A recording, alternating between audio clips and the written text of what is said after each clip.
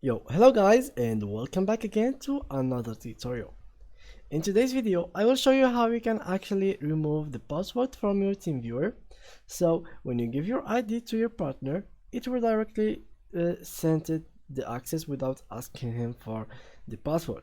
And of course, each time you open the TeamViewer, they will ask him for a new password and so go on. So to reduce this time and to make it easier for your partner to have the access to your PC or your device, this is the tutorial for you that will help you make this out. So first of all, please make sure to open TeamViewer and open it just like so.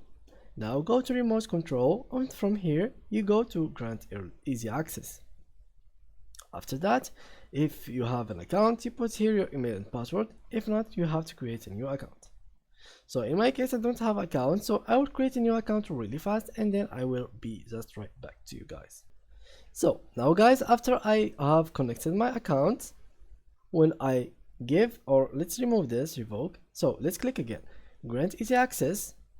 It is now easy access for desktop.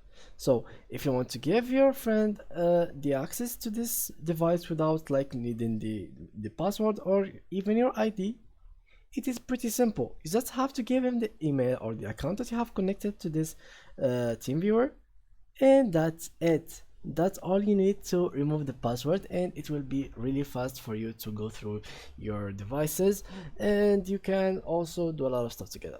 So let's go through it again.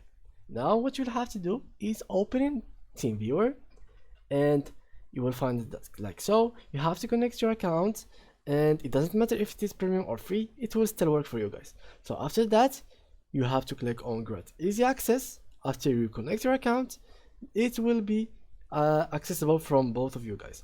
So yeah guys, that was it with today's tutorial. If you enjoyed it, please leave a like and thank you guys for watching.